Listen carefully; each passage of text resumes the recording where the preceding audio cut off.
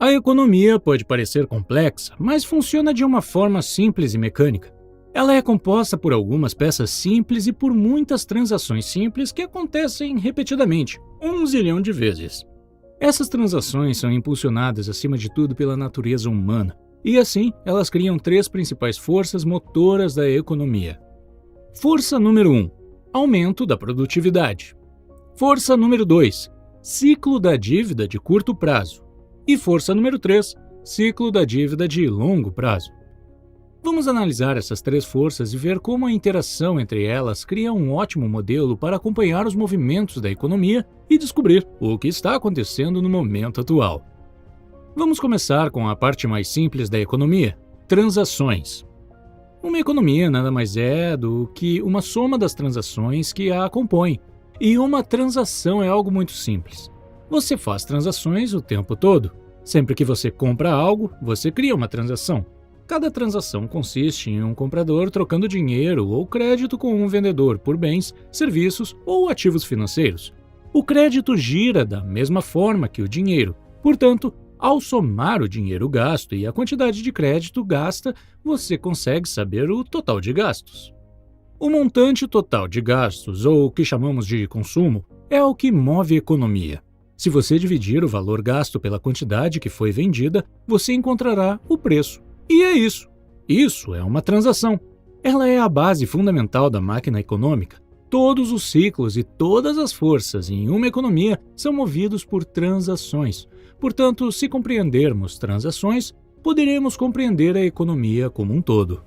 O mercado consiste em todos os compradores e todos os vendedores fazendo transações pela mesma coisa. Por exemplo, há um mercado de trigo, um mercado de automóveis, um mercado de ações e mercados de milhões de outras coisas. E a economia é constituída por todas essas transações feitas em todos esses mercados.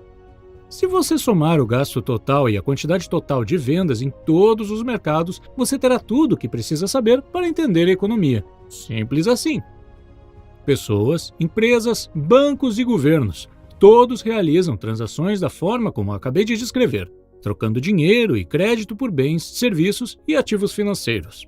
O maior comprador e vendedor é o governo, que é composto por duas partes muito importantes: um governo central, que coleta impostos e gasta dinheiro, e um banco central, que é diferente de outros compradores e vendedores, porque é ele quem controla a quantidade de dinheiro e crédito que circulam na economia.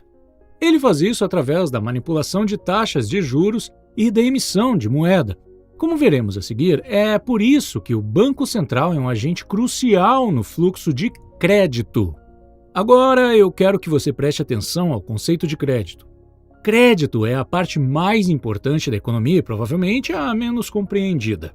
É a parte mais importante porque é a maior parte e a mais volátil também. Assim como compradores e vendedores fazem transações em seus mercados, os credores e os mutuários também fazem. Credores geralmente querem transformar o dinheiro que eles têm em mais dinheiro, e os mutuários geralmente querem comprar algo que não podem pagar imediatamente, como uma casa ou um carro. Ou talvez queiram investir em algo, como abrir um negócio próprio. O crédito pode ajudar tanto os credores quanto os mutuários a obterem o que desejam. Mutuários prometem pagar o total emprestado, chamado de principal, mais uma quantia adicional, chamada de juro. Quando as taxas de juros estão altas, há menos empréstimos porque ficam muito caros. Quando as taxas de juros estão baixas, mais empréstimos são feitos, porque ficam mais baratos. Quando os mutuários prometem pagar seu empréstimo, os credores acreditam neles. Crédito é criado. Quaisquer duas pessoas podem concordar em criar crédito a partir do nada. Parece bem simples, mas crédito é complicado, porque ele tem nomes diferentes. Assim que o crédito é criado, ele imediatamente se transforma em dívida. A dívida é tanto um ativo para o credor quanto um passivo para o mutuário. No futuro, quando o devedor quitar um empréstimo acrescido de juros, o ativo e o passivo desaparecem e a transação é finalizada. Então, por que o crédito é tão importante? Porque quando alguém recebe crédito, esta pessoa aumenta seu poder de compra e seus gastos. E lembre-se, o consumo move a economia. Isso ocorre porque os gastos de uma pessoa são a renda de outra. Pense nisso. Cada real que você gasta, outra pessoa ganha, e cada real que você ganha, alguém gastou. Então, quando você gasta mais, outra pessoa ganha mais. E quando a renda de alguém aumenta, os credores ficam mais dispostos a emprestar dinheiro para essa pessoa, pois agora ela é mais digna de crédito. Alguém digno de crédito tem duas características: a capacidade de pagar de volta e garantias. Ter uma renda alta em relação à dívida lhe dá a capacidade de pagar. E mesmo que não consiga quitar sua dívida, ele ou ela terá ativos valiosos para usar como garantia e que podem ser vendidos. Isso deixa os credores mais tranquilos em emprestar dinheiro para essa pessoa. Assim, o aumento de renda permite que mais empréstimos sejam feitos, o que permite um aumento de consumo. E, como os gastos de uma pessoa são a renda de outra, isso leva a um aumento ainda mais significativo nos empréstimos. E assim por diante. Esse padrão de auto-reforços gera crescimento econômico e é por isso que temos ciclos. Em uma transação, você tem que dar algo para poder receber algo, e o quanto você recebe depende do quanto você produz. Ao longo do tempo, temos aprendizados, e esse conhecimento acumulado melhora nosso padrão de vida. Chamamos isso de ganho de produtividade. Pessoas criativas e esforçadas aumentam a sua produtividade e seu padrão de vida mais rapidamente do que as acomodadas e preguiçosas, mas isso não é necessariamente verdade no curto prazo. Produtividade importa mais no longo prazo, mas crédito é mais importante no curto prazo. Isso porque o ganho de produtividade não flutua tanto, então ele não gera grandes oscilações econômicas. A dívida gera, porque nos permite consumir mais do que produzimos quando a adquirimos e nos força a consumir menos do que produzimos quando temos que pagá-la. As oscilações da dívida ocorrem em dois grandes ciclos. Um leva em torno de 5 a 8 anos e o outro cerca de 75 a 100 anos. Embora a maioria das pessoas sinta essas oscilações, geralmente não as percebem como ciclos, porque as veem muito de perto, dia após dia, semana após semana. Nesse capítulo, nós vamos voltar um pouco e analisar essas três grandes forças e como elas interagem para produzir nossas experiências. Como eu disse, as oscilações em torno da linha não se devem à quantidade de inovação ou de trabalho árduo, elas acontecem principalmente devido à quantidade de crédito. Vamos, por um segundo, imaginar uma economia sem crédito. Nessa economia, a única maneira de aumentar meu consumo é aumentando minha renda, o que exige que eu seja mais produtivo e trabalhe mais. O aumento da produtividade é o único jeito de crescer. Como meus gastos são a renda de outra pessoa, a economia cresce cada vez que eu ou qualquer outra pessoa for mais produtiva. Se seguirmos as transações e colocarmos em prática, veremos uma progressão como uma linha de crescimento de produtividade. Mas, como fazemos empréstimos, temos ciclos. Isso não tem nada a ver com nenhuma lei ou regulamento, mas sim com a natureza humana e a maneira como o crédito funciona. Imagine um empréstimo simplesmente como uma maneira de adiar gastos. Para comprar algo que não posso pagar, preciso gastar mais do que eu ganho. Para isso, eu basicamente preciso pedir dinheiro emprestado do meu futuro eu. Ao fazer isso, crio um momento no futuro em que precisarei gastar menos do que ganho para ter condições de quitar a dívida. Facilmente se assemelha a um ciclo. Basicamente, sempre que você pega um empréstimo, cria um ciclo. Isso é verdade tanto para um indivíduo quanto para a economia. É por isso que compreender o crédito é tão importante, porque coloca em movimento uma série mecânica e previsível de eventos que ocorrerão no futuro. Isso torna o crédito diferente do dinheiro. O dinheiro é o que você utiliza para liquidar suas transações. Quando você compra uma cerveja de um barman com dinheiro, a transação é realizada imediatamente. Mas quando você compra uma cerveja com crédito, é como abrir uma caderneta de bar. Você está dizendo que promete pagar o barman no futuro. Juntos, você e o barman criam um ativo e um passivo.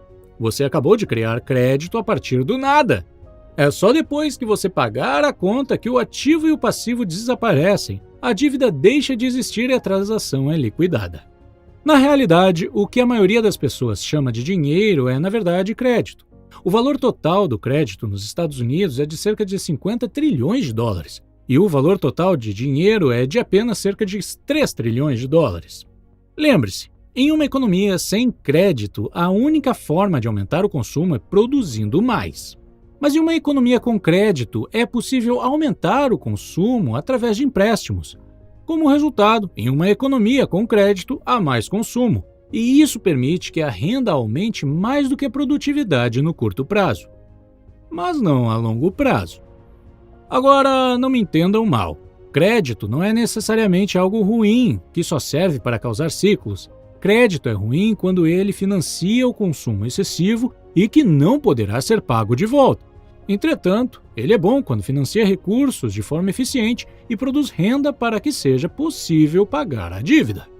Por exemplo, se você fizer um empréstimo para comprar uma TV de tela plana, sua TV não vai gerar renda para te ajudar a pagar a dívida. Mas se você pagar um empréstimo para, digamos, comprar um trator e esse trator te permitir arar mais terras e aumentar a sua receita, então você pode quitar a sua dívida e ainda aumentar o seu padrão de vida. Em uma economia com crédito, podemos acompanhar as transações e ver como o crédito gera crescimento. Vou dar um exemplo. Suponha que você ganhe R$100 mil por ano e não possua dívidas. Você possui crédito suficiente para pegar um empréstimo de 10 mil, digamos, no cartão de crédito. Então, você pode gastar R$110 mil, mesmo que ganhe apenas 100 mil. Como os seus gastos são a renda de outra pessoa, alguém ganhará R$110 mil.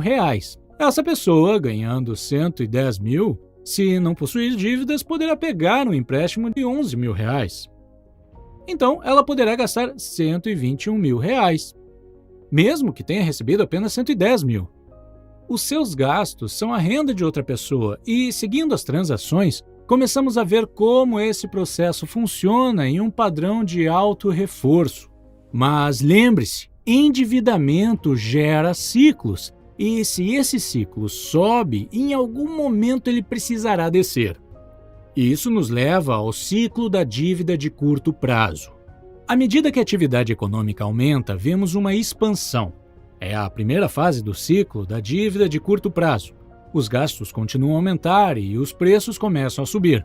Isso acontece porque o aumento do consumo é impulsionado pelo crédito, que pode ser criado instantaneamente a partir do nada.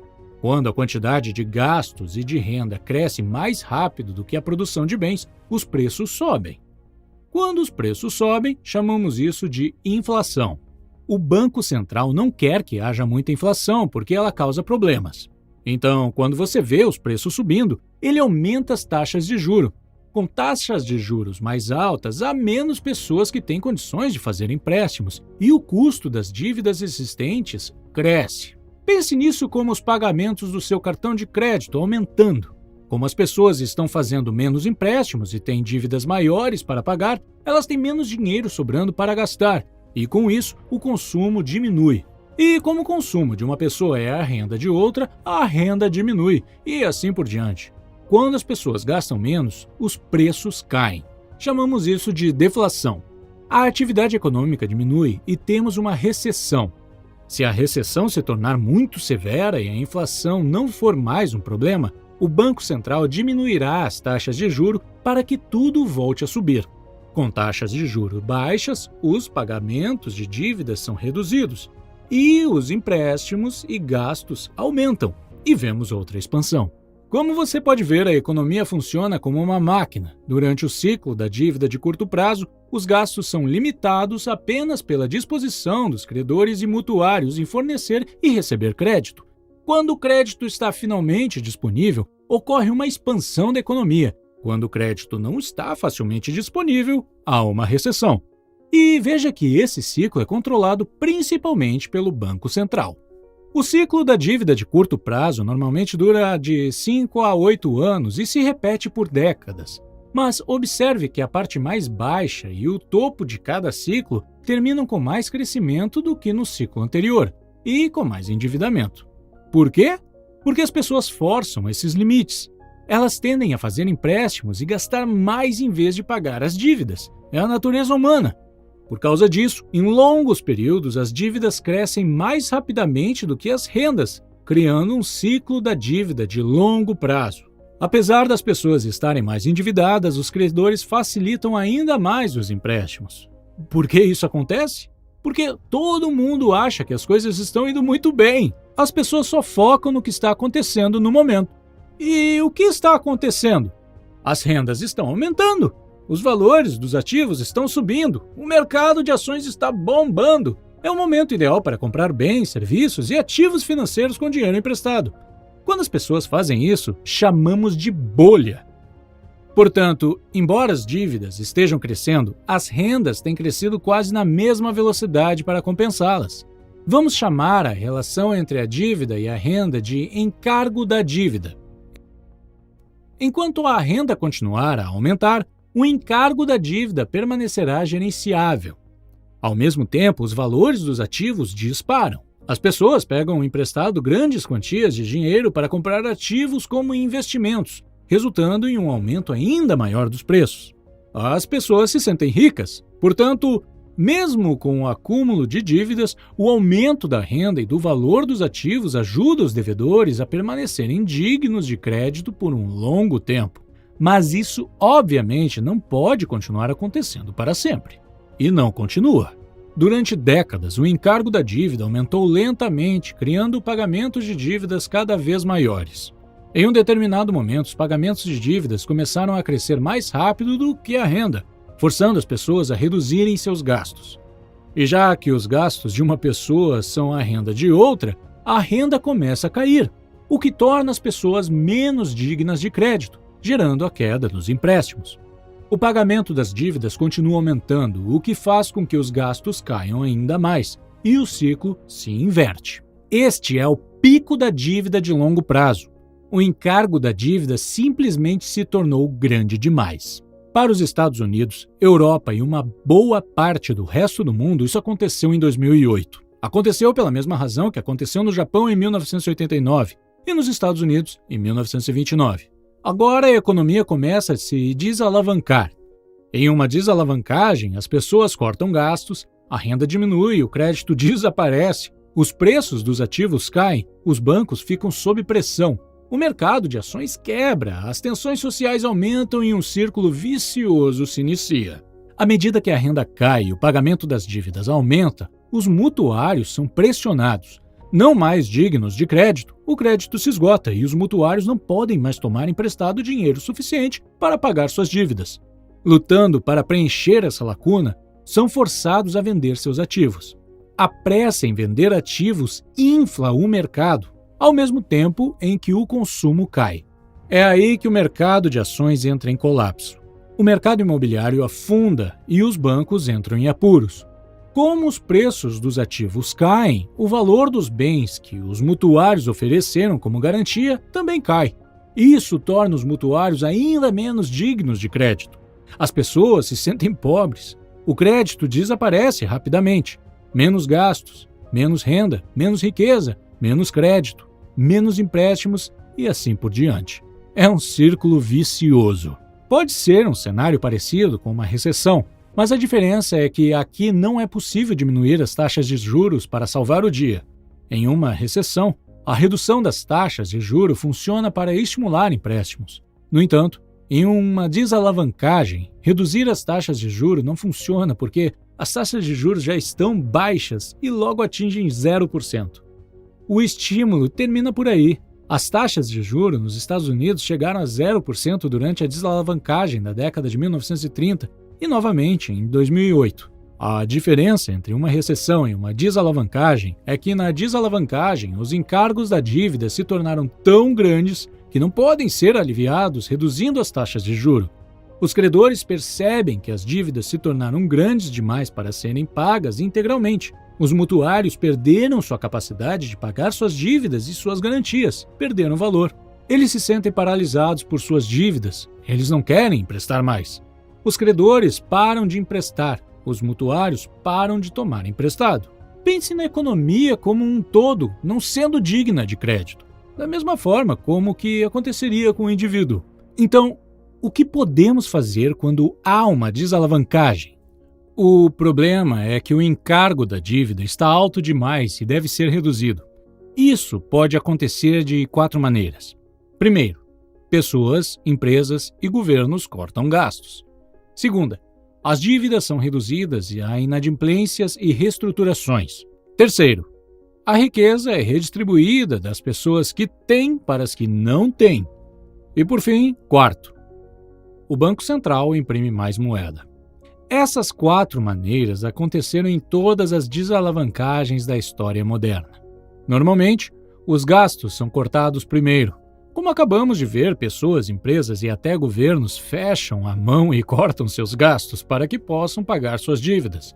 Isso geralmente é chamado de austeridade. Quando os mutuários param de fazer novos empréstimos e começam a pagar dívidas antigas, espera-se que os encargos da dívida diminuam. Mas o oposto acontece, porque estão todos cortando gastos. E como os gastos de uma pessoa são a renda de outra, isso causa diminuição de renda. A queda das rendas acontece mais rapidamente do que o pagamento das dívidas, e o encargo da dívida fica bem pior. Como vimos, esse corte de gastos é deflacionário e doloroso. As empresas são forçadas a cortar custos, o que significa menos empregos. O maior desemprego leva ao próximo passo. As dívidas devem ser reduzidas. Muitos mutuários se veem incapazes de pagar seus empréstimos e as dívidas de um devedor são os ativos de um credor. Quando o mutuário não paga de volta sua dívida com o banco, as pessoas ficam nervosas porque o banco não será capaz de pagá-las também. Então, correm para sacar seu dinheiro. Os bancos estão sob pressão e as pessoas, empresas e bancos inadimplentes. Essa severa contração econômica é uma depressão. Uma grande parte da depressão econômica está relacionada às pessoas descobrindo que a riqueza que pensavam que tinham não está realmente lá. Vamos voltar para o exemplo do bar. Quando você comprava uma cerveja e pedia para o barman colocar na conta, você estava fazendo uma promessa de pagá-lo no futuro. Sua promessa se torna um ativo do barman. Mas se você quebrar sua promessa, se você não pagar sua conta, então o ativo que ele possui não vale nada. O ativo basicamente desapareceu. Muitos credores não querem que seus ativos desapareçam e concordam com a reestruturação da dívida. A reestruturação da dívida significa que os credores serão pagos um valor menor, ou em um prazo mais longo, ou com uma taxa de juros mais baixa do que inicialmente acordada. De alguma forma, o contrato é quebrado de forma a reduzir o endividamento. Para os credores, receber um pouco é melhor do que não receber nada. Mesmo que a dívida desapareça, a reestruturação da dívida faz com que a renda e o valor dos ativos desapareçam ainda mais rapidamente, de modo que o encargo da dívida continua a piorar. Assim, como o corte de gastos, a redução do endividamento também é dolorosa e deflacionária. Tudo isso impacta o governo central, porque com a redução da renda e com menos empregos, o governo arrecada menos impostos. Ao mesmo tempo, o governo precisa aumentar seus gastos porque o desemprego aumentou e muitos dos desempregados não têm dinheiro guardado e acabam precisando de apoio financeiro do governo. Somado a isso, o governo cria planos de estímulo e aumenta seus gastos para compensar a crise na economia. Os déficits orçamentários do governo explodem em períodos de desalavancagem, porque ele gasta mais do que arrecada em impostos. Quando você ouve falar do déficit orçamentário no noticiário, é sobre isso que estão falando. Para arcar com seu déficit, o governo precisa aumentar os impostos ou pedir dinheiro emprestado. Mas com a renda caindo e tantos desempregados, de quem sairá esse dinheiro? Dos ricos! Como os governos precisam de mais dinheiro e a riqueza está fortemente concentrada nas mãos de uma pequena porcentagem da população, os governos naturalmente aumentam os impostos sobre os ricos, o que facilita uma redistribuição da renda na economia, dos que têm para os que não têm. Os que não têm, que estão sofrendo, começam a se ressentir dos ricos que têm. Os que têm, sendo pressionados pela economia fraca, preços de ativos em queda e impostos mais altos, começam a se ressentir dos que não têm. Se a depressão continuar, pode gerar desordem social. Não apenas as tensões aumentam dentro do país, mas também entre os países, especialmente países devedores e credores. Essa situação pode levar a mudanças políticas que, às vezes, podem ser extremas. Na década de 1930, foi uma situação como essa que levou Hitler ao poder, que levou à guerra na Europa e à depressão nos Estados Unidos. A pressão para que algo seja feito para acabar com a depressão aumenta. Lembre-se, a maior parte do que as pessoas pensavam ser dinheiro era, na verdade, crédito. Então, quando o crédito desaparece, as pessoas não têm dinheiro suficiente. Ficam desesperadas por dinheiro. E lembra quem pode imprimir dinheiro? É o Banco Central. Como já reduziu a taxa de juros para o próximo de zero, o Banco Central se sente forçado a imprimir dinheiro. Ao contrário do corte de gastos, da redução da dívida, da redistribuição de riqueza, imprimir dinheiro é inflacionário e estimulante. Inevitavelmente, o Banco Central imprime novo dinheiro a partir do nada e o usa para comprar ativos financeiros e títulos do governo. Aconteceu nos Estados Unidos durante a Grande Depressão e de novo em 2008, quando o Banco Central dos Estados Unidos, o Federal Reserve, imprimiu mais de 2 trilhões de dólares. Muitos outros bancos centrais ao redor do mundo que tinham condições de fazê-lo também imprimiram dinheiro. Comprar ativos financeiros com esse dinheiro ajuda a elevar os preços dos ativos, o que torna as pessoas mais dignas de crédito. No entanto, isso só ajuda quem possui ativos financeiros. Veja, o Banco Central pode imprimir dinheiro, mas a única coisa que ele pode comprar são ativos financeiros. O governo central, por outro lado, pode comprar bens e serviços e colocar dinheiro nas mãos da população, mas não consegue imprimir dinheiro. Portanto, para estimular a economia, os dois devem cooperar e trabalhar juntos. Ao comprar títulos do governo, o Banco Central basicamente empresta dinheiro para o governo, permitindo que, mesmo com o déficit, os gastos com bens e serviços aumentem por meio de seus programas de estímulo e seguro-desemprego. Isso aumenta a renda das pessoas, assim como a dívida do governo, mas reduzirá o encargo total da dívida da economia. É um momento muito arriscado.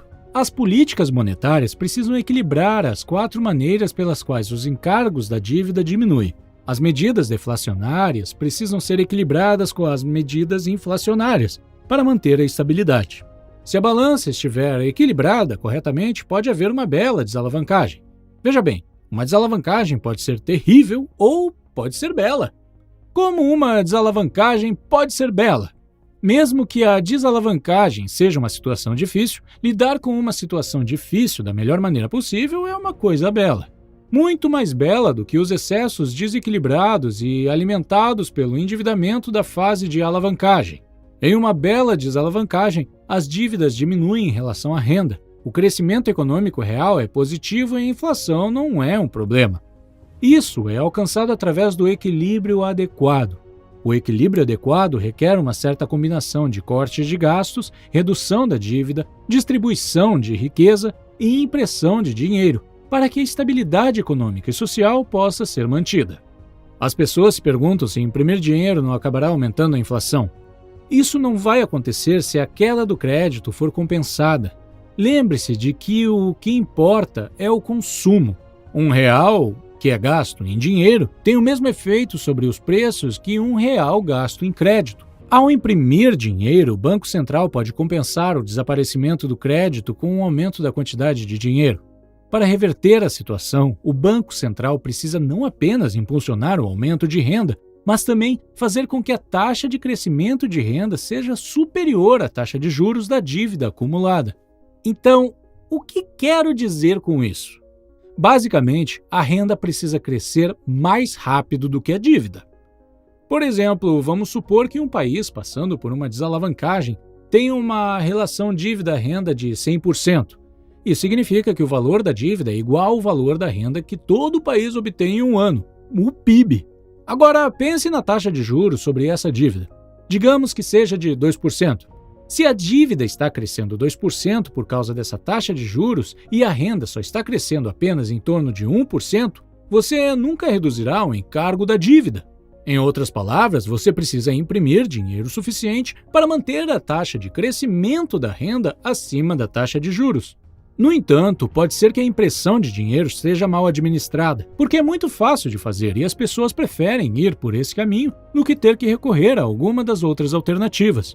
O ponto-chave é evitar imprimir muito dinheiro e causar uma hiperinflação, como a Alemanha fez durante a desalavancagem da década de 1920.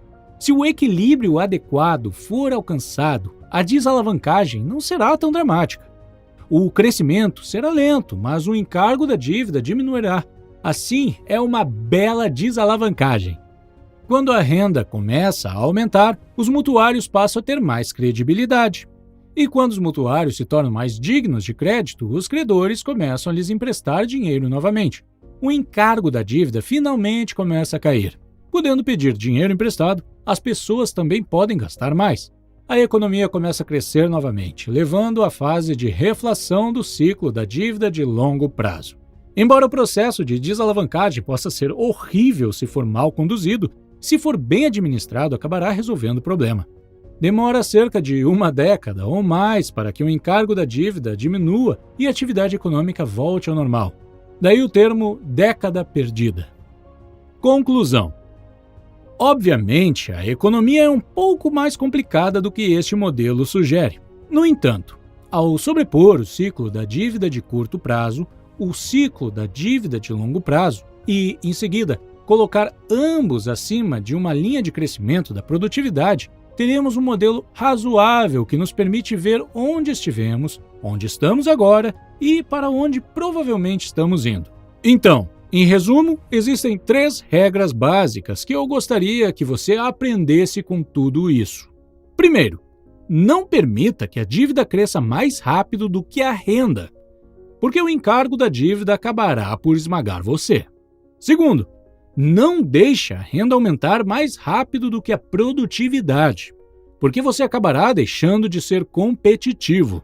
E terceiro, faça tudo o que puder para aumentar sua produtividade, porque a longo prazo é o que mais importa. Este é um conselho simples para você e para os que fazem as políticas monetárias. Você pode se surpreender, mas a maioria das pessoas, incluindo os responsáveis pelas políticas monetárias, não dão a devida atenção a esses aspectos da economia.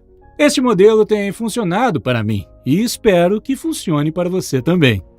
Obrigado!